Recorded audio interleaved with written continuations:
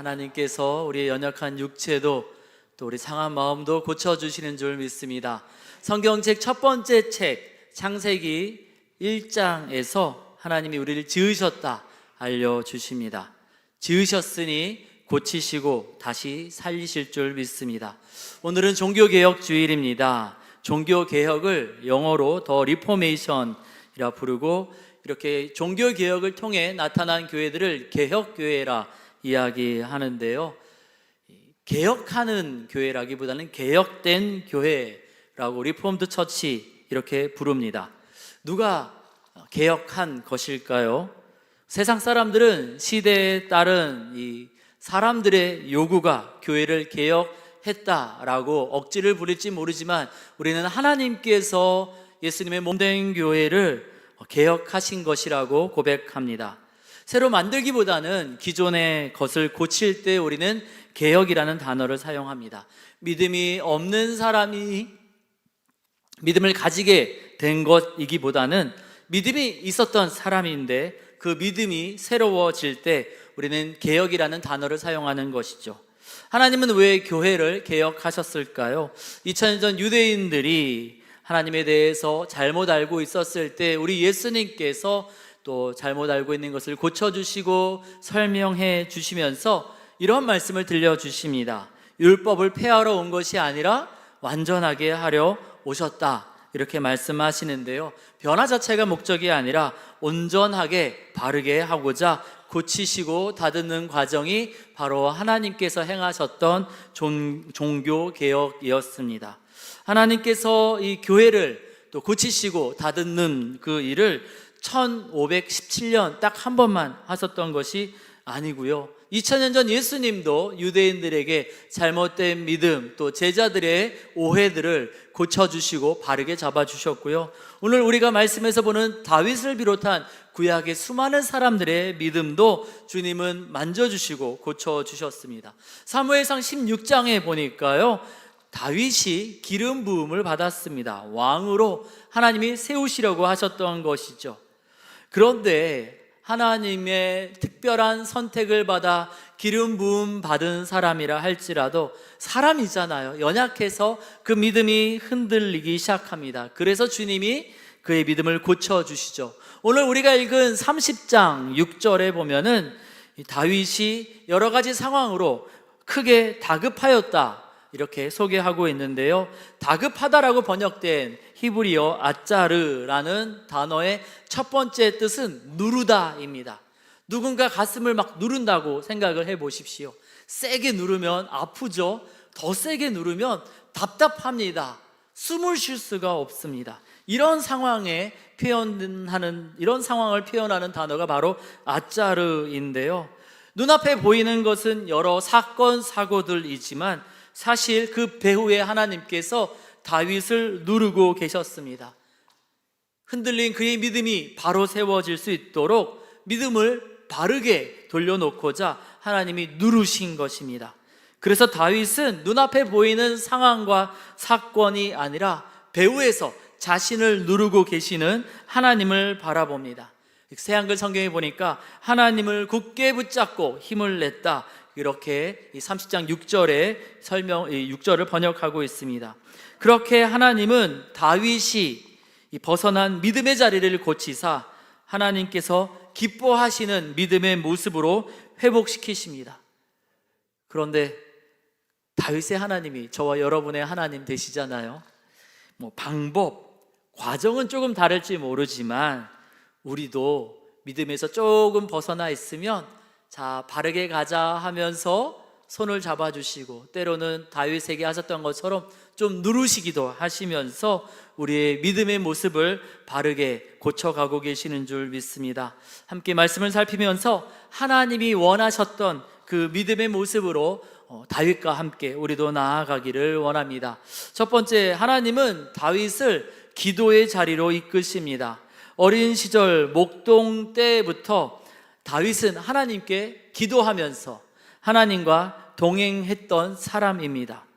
그럼에도 불구하고 고난이 있습니다.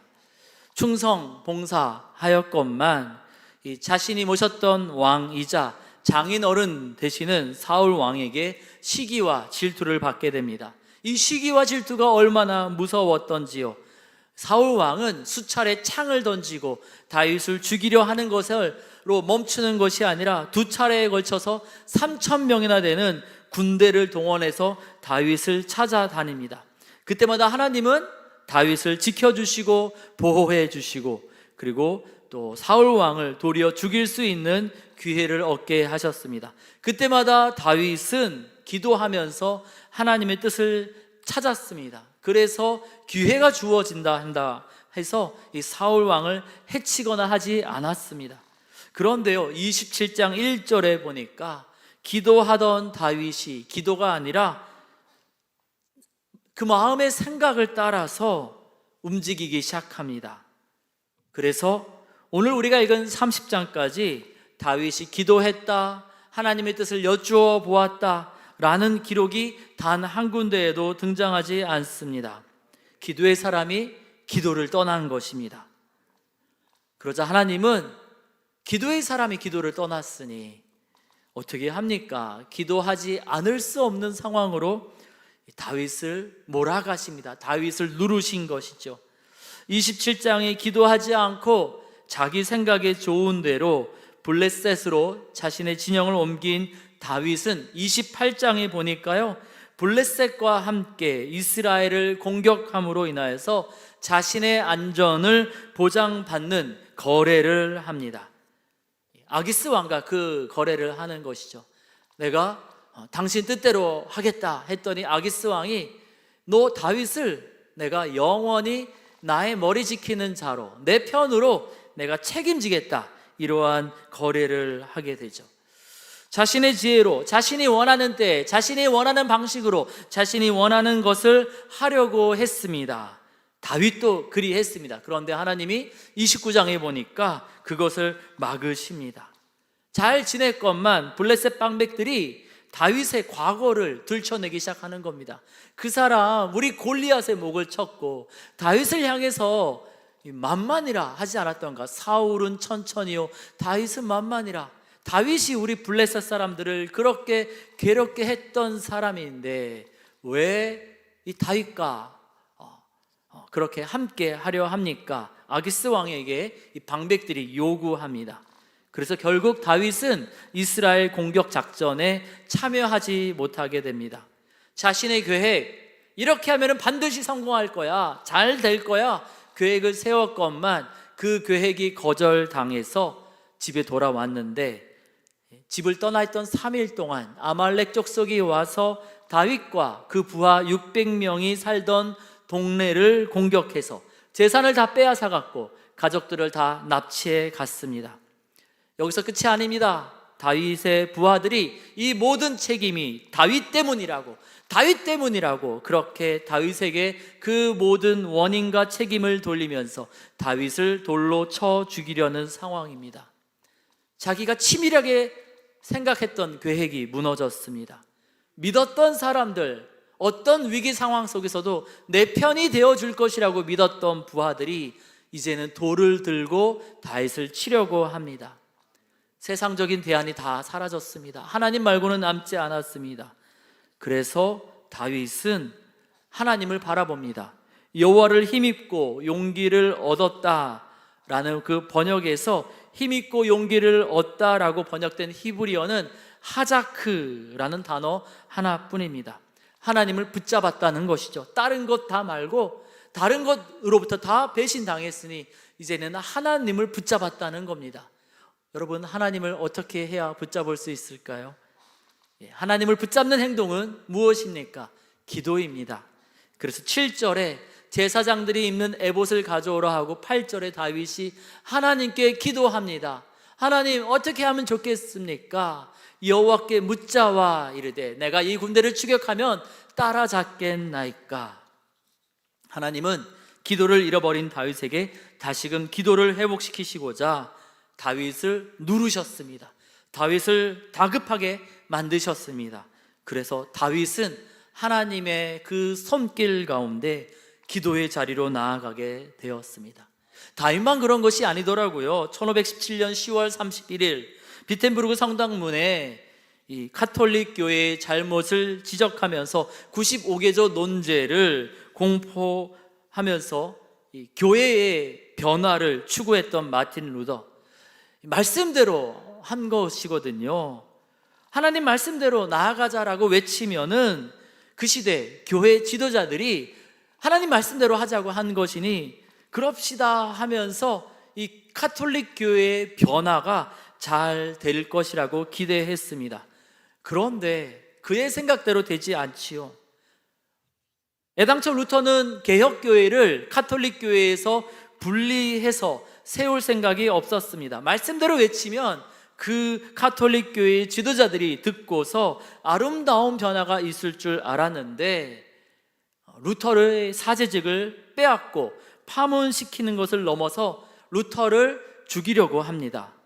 다윗처럼 위기의 상황에 처했을 때 루터가 무엇을 했겠습니까? 기도합니다.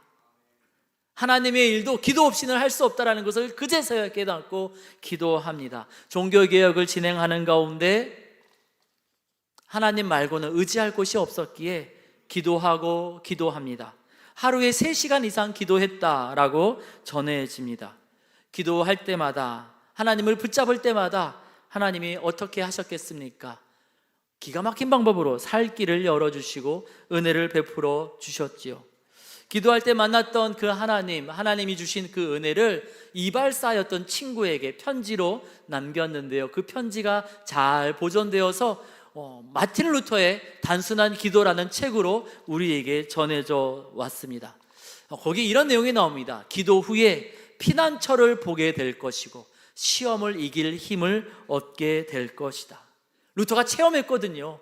그래서 나도 체험했으니 친구요, 당신도 이것을 경험하게 될 것입니다. 그렇게 글을 남깁니다. 저와 여러분 예수님을 주로 고백하고 세례를 받았습니다. 이제는 내 힘이 아니라 예수로 살겠노라 했는데 그러한 사람들이 예수로 살기 위해서 기도하기를 주님은 원하십니다. 기도하지 않으면 기도하는 상황을 만드시더라고요. 아무리 바른 일, 좋은 일을 열심히 한다 할지라도 기도하도록 주님이 이끄시는 것을 우리는 삶에서 경험하게 됩니다. 예수님도 새벽 미명에 기도하셨습니다. 하나님의 아들이신데 또 하나님 맡기신 일을 하는데도 기도가 필요했기에 새벽 미명에 기도하셨고 십자가를 앞두고 다 알고 계셨지만 제자들 기도의 자리로 초대하셨습니다. 우리 부모님들, 자녀들이, 손주, 손녀들이 다니엘처럼 그렇게 이 나라가 바뀌는 상황 속에서도 존귀하게 쓰임받기를 원하시지요. 이 다니엘도 기도의 사람이었습니다. 다니엘 6장 10절 말씀 보니까요, 왕이 금했음에도 불구하고 난 기도 없이는 살 수 없노라. 목사도 아닙니다. 제사장도 아니었습니다. 하지만 일반 정치인이었던, 일반 사회인이었던, 일반 성도였던 우리로 따지면 다니엘은 위기 가운데에서도, 위협 가운데서도 기도로 나아갔습니다. 그것이 바로 하나님의 사람들에게 원하는 믿음의 모습이기 때문입니다. 종교개혁을 이끌었던 루터도, 또 하나님이 왕으로 기름 부어 세우신 다윗도, 그리고 예수님을 주로 고백하는 우리 모두에게도 주님은 기도의 자리에 머물기를 원하십니다. 종교개혁주의를 맞이하면서 고치시는 하나님을 말씀에서 바라보면서 우리가 다시금 기도의 자리로 나아가 하나님의 돌보심, 도우심을 경험하면서 하나님을 자랑하는 저와 여러분 우리 모두가 되기를 원합니다. 두 번째로 하나님은 다윗을 믿음의 자리로 이끄십니다. 믿음이 무엇입니까? 과거에 이러한 일이 있었다라는 증언도 믿음이 되겠습니다만, 믿음은 지금 하나님이 하실 것을 기대하는 것입니다. 하나님이 지금 살아계신 것과 하나님을 찾는 자들에게 상 주시는 이심을 믿는 것이 바로 주님이 우리 가운데 요구하시는 믿음입니다. 다윗이 어린 소년으로 전쟁터에 나아갔을 때 믿음으로 나아가니까 블레셋 장수 골리앗을 무찌르는 경험을 하게 됩니다. 그때 다윗이 믿은 것은 자신의 근육, 자신의 싸움의 기술, 자신의 경험이 아니었습니다. 하나님의 이름, 오직 하나님의 이름을 의지하여서 내가 할 일이 아니라, 내가 하는 것은 그저 물맷돌 던지는 것에 불과하지만 장차 하나님이 행하실 일을 믿음으로 나아갔습니다. 그리고 하나님은 그의 믿음대로 역사하셨지요. 사울 왕이 3,000명의 군사를 이끌고 두 번이나 이 다윗에게 찾아왔을 때에도 하나님께서 이 3,000명의 군사들의 눈을 샥 가리시니까 아무도 다윗을 발견하지 못했습니다. 반면에 다윗은 도리어 사울 왕을 죽일 수 있는 그런 위치까지 다가갈 수 있는 기적을 경험하게 되죠. 그때 부하들이 이 다윗을 막 꼬시지 않습니까? 사울 왕을 죽이라고. 24장에 보니까 막 그런 얘기를 하는데요, 다윗이 무엇이라 이야기합니까? 그는 여호와의 기름 부음을 받은 자가 되니 내가 그를 해치지 않겠다. 내 손이 아니라 하나님의 기름 부음 받은 자 이 사울을 하나님이 어떻게 하실 터이니 내가 하지 않겠다라는 겁니다. 하나님을 기대했습니다. 하나님을 믿었습니다. 그래서 자신의 손으로 사울 왕을 해치지 않았던 겁니다. 그런데 이러했던 다윗이 기도를 떠나자 하나님을 향한 믿음의 자리에서도 떠나게 됩니다. 그래서 하나님이 도와주실 거, 하나님이 하실 일을 기대하지 못하고 하나님 없는 사람처럼 인간이 할 수 있는 방법, 사람이 도와줄 수 있는 그런 하나님이 도와주시는 거 말고 사람이 도와주는 방법을 선택하게 됩니다. 그래서 인간적인 방법으로 사울의 위협에서 벗어나고자 블레셋으로 도망간 것입니다. 거기서 힘 있는 사람 블레셋 왕 아기스의 도움을 받으면, 눈에 보이지 않는 하나님이 도와주시는 것이 아니라 눈에 보이는 사람이 도와주면 내가 좀 편안하게 살 수 있을 것이다. 하나님에 대한 믿음을 잃어버리니까 누구를 의지합니까? 세상의 돈, 권력, 사람을 의지하게 됩니다. 그래서 그 아기스 왕의 신뢰, 그 아기스 왕의 사랑을 받기 위해서 27장에 보니까 다윗은 약탈을 행합니다. 구슬 사람, 기르스 사람, 아말렉 사람을 공격합니다. 하나님의 사람이 약탈자가 되었습니다. 그리고 나서 거기서 끝내지 않고 거짓 보고를 합니다. 27장 10절에 보니까요, 아기스 왕에게 내가 오늘 유대 사람을 죽였습니다. 저는 블레셋 사람으로 인정해 주십시오. 제가 유대 사람을 죽였습니다. 내 동족을 버리고 블레셋을 선택했으니 나를 좀 잘 봐달라 한 것이죠. 그리고 말로만 그렇게 하는 것이 아니라 29장에 보니까 실제로 이스라엘 사람을 공격하는 작전에 참여하기 위해서 다윗과 그의 사람들이 아기스와 함께 이 블레셋에서 전쟁 준비를 했던 것입니다. 그런데요, 하나님이 막으시는 겁니다. 29장 9절에 보니까 하나님이 막으사 우리와 함께 전장에 올라가지 못하도록 하나님이 이 블레셋 사람들의 마음을 바꾸사 참여하지 못하게 하시죠.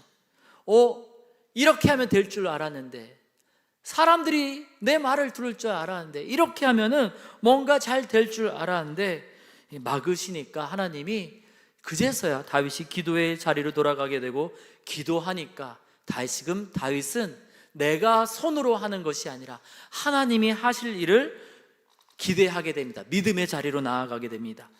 이게 되겠어? 안 되지 라고 말하는 것이 아니라 하나님이 하시면 가능하다, 믿음의 자리로 나아가게 됩니다. 이미 가족과 재산을 빼앗긴 지 3일이 지났습니다. 그럼에도 불구하고 기도하죠. 8절에 기도합니다. 여호와께 묻자와 이르되, 주님이 뭐라 하시죠? 쫓아가라, 내가 반드시 따라잡고 도로 찾으리라.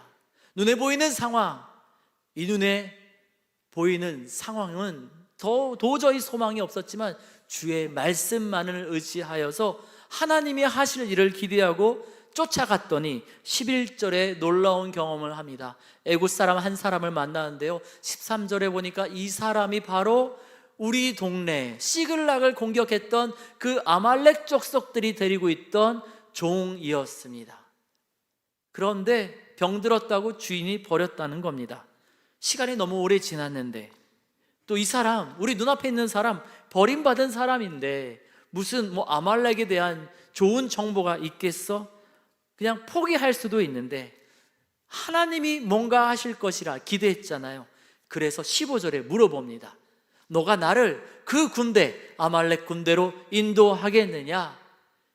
아우, 저 거기서 고생하다 와서 다시는 그 사람들 얼굴도 보고 싶지 않습니다. 이렇게 거절을 할 것만 같았는데 하나님이 길을 열어주시려고 하니까요, 하나님이 일을 해결해 주시려고 하니까요, 그렇게 고생하고 버림받고 3일 동안 먹지도 마시지도 못했던 이 사람이 이렇게 이야기합니다. 내가 당신을 그 군대로 인도하리이다. 사람을 의지했을 때는 배신당했어요.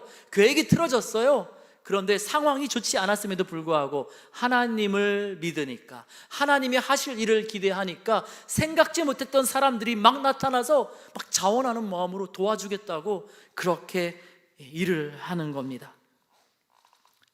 하나님을 믿음으로 주어진 현실에서 하나님이 살아계시니 이제 무엇을 하실까 기대하면서 다윗은 최선을 다해 잃어버린 이 가족 재산을 되찾기 위해 노력합니다. 17절입니다. 새벽부터 이튿날 저물 때까지, 그 다음날 저물 때까지, 아침부터 시작해서 밤새 싸우고 그 다음날 또 하루가 끝날 때까지 열심히 최선을 다하였더니 하나님이 도와주실 것을 기대함으로, 하나님이 앞으로 무엇을 하실 것인가 기대와 소망 가운데 최선을 다했더니 19절입니다. 잃어버린 모든 것들을, 크고 작은 것을 막론하고 다 찾게 되었습니다.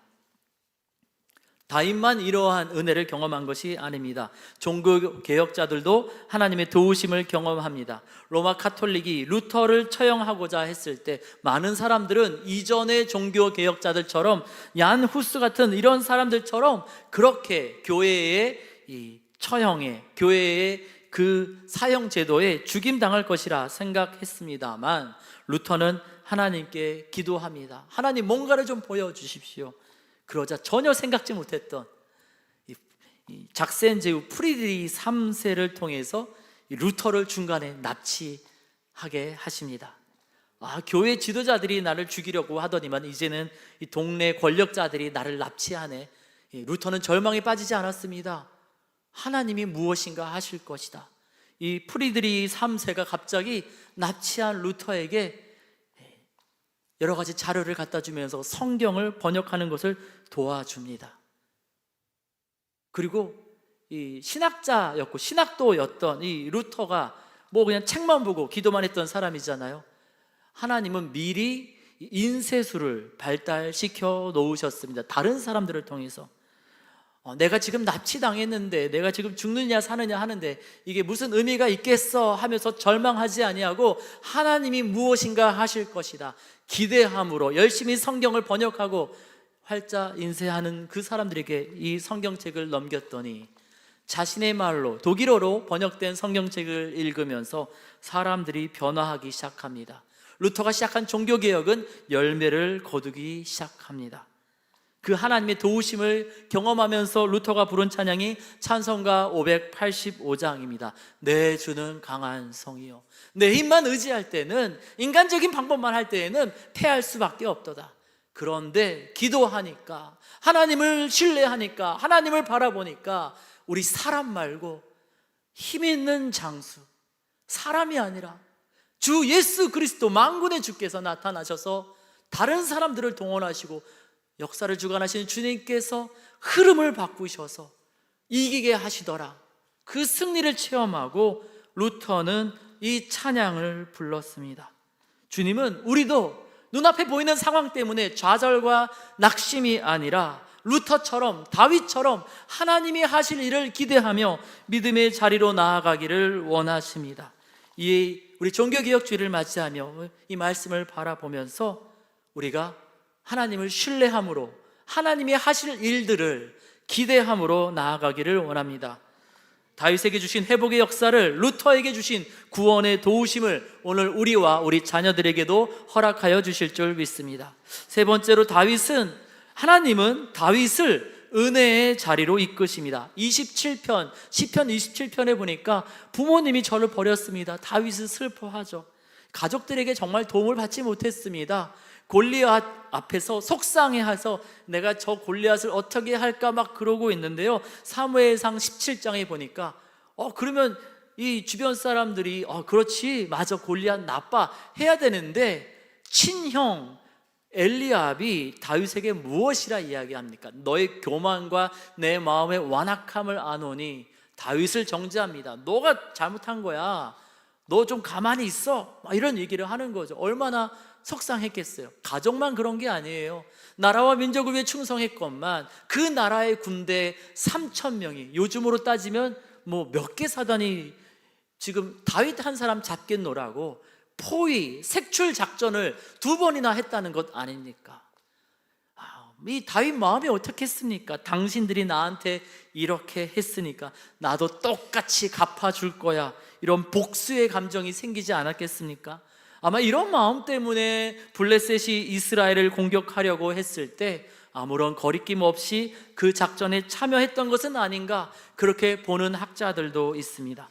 그런데 주님이 막으시죠. 막으시고 은혜를 경험하게 하십니다.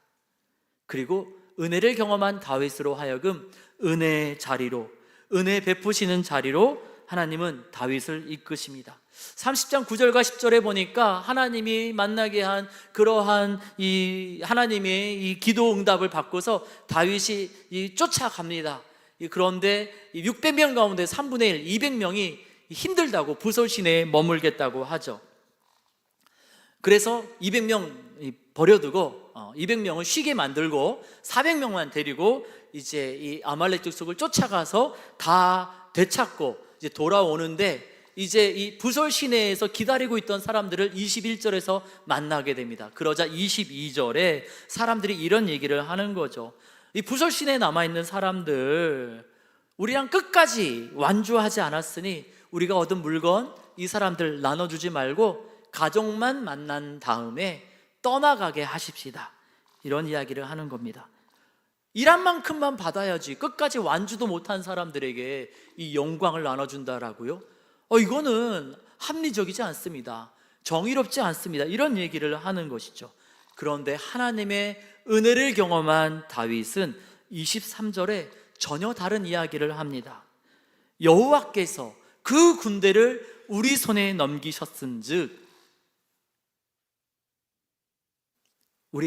이 승리 우리가 잘나서 얻은 것이 아니라 하나님이 은혜로 주신 것이니 우리가 잘나서 이것을 얻은 것이냐, 그리할 수 없다라는 겁니다. 다윗은 경험했잖아요. 자기가 치밀하게 계획하고 노력했지만 하나님이 딱 막으시니까 안 되는 것을 경험했잖아요. 내가 노력한다고 되는 게 아니구나, 노력해서 열매를 얻었다면 그것은 하나님의 은혜였구나 라는 것을 깨달았습니다. 그래서 24절에 이렇게 이야기합니다. 전장에 내려갔던 자 400명이나 소유물 곁 부솔 시내에 남아있는 200명이나 똑같이 나눠줘라.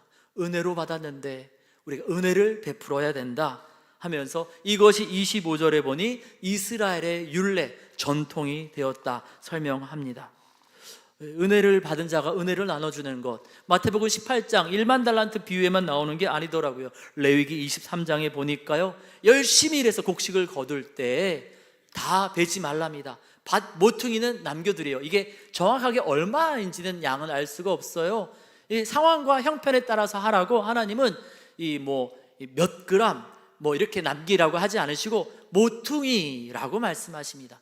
그래서 가난한 자에게 이것을 먹게 하라는 겁니다. 열심히 애썼지만 어쩔 수 없이 가난하게 된 사람도 있지만 조금 게을러서 가난해진 사람도 있습니다. 구별하지 말고 그냥 나눠주라는 겁니다. 출애굽할 때부터 은혜 받은 백성들 은혜 나누며 살기를 주님이 원하셨던 것이죠. 그래서 다윗은 은혜를 경험했기에 은혜를 베풀고자 합니다. 이 종교개혁자들도 그러했습니다. 루터의 다음 세대에 해당하는 종교개혁자 깔뱅은 루터가 종교개혁할 때마다 하나님이 도와주셔서 기적이 있었던 것을 보았고 들었습니다. 그래서 우리가 살아가는 삶의 자리에 하나님이 일하신다라고 믿고 고백했습니다. 그래서 내가 열심히 일했지만 내 손에 있는 이 재물은 내 것이 아니라 하나님 주셨으니 나누는 것이 마땅하다 하면서 기독교 강요 3권에서는 이런 이야기를 합니다. 우리가 받은 은혜를 합당하게 사용하는 길은 아낌없이 나누는 것이다. 고린도후서 주석에서는 이런 얘기를 합니다. 우리가 정확한 지침을 주시지 않았지만 사랑의 법칙을 따르라고 명하신다. 깔뱅은 이 책에서만 쓰는 것뿐만 아니라 스위스 제네바에서 실제로 이것을 제도로 실천하게 했습니다. 그 제도가 서구의 사회복지제도가 되었고, 오늘날 어려운 사람들에게 돈을 저렴한 이자로 빌려주는 금융제도의 기초가 되었습니다. 주님은 다윗처럼 또 이 깔뱅처럼 우리도 은혜 받은 자로서 은혜 나누어 주는 자로 살기를 원하십니다. 다윗이 기름 부음 받았으니 너 마음대로 살아도 돼, 주님 이러지 않으셨습니다. 그가 믿음으로 회복되어서 하나님 기뻐하시는 사람으로 살기를 원하셔서 그가 조금 믿음의 자리에서 옮겨지니까 좀 누르십니다. 다급하도록 만드십니다. 이 누르심, 다급하게 하심 이후에 사무엘하 2장 11절, 그 믿음이 회복되니까 다윗이 헤브론에서 왕이 되었습니다. 더 좋은 일을 주시기 위해서 그의 믿음을 어루만지시고 고치셨던 것입니다. 우리에게도 또 그리하시는 줄 믿습니다. 교회를 부흥시키시고 선교의 역사를 이루시고자 하나님이 누르셔서 1517년 종교개혁을 이루셨는데, 우리 개혁교회의 모토는요, 계속 개혁되어져야 한다입니다. 계속 하나님의 만지심, 누르심을 가운데 바른 믿음으로 가야 한다는 거죠. 교회만 그렇습니까? 우리 믿음의 사람 모두가 그러한 줄 믿습니다. 종교개혁주의를 맞이해서 오늘 말씀을 통해서 우리 각 사람, 각 가정의 사업장에 더 좋은 일 주시고자 주님이 기도의 자리, 믿음의 자리, 은혜의 자리로 초대하시는 줄 믿습니다.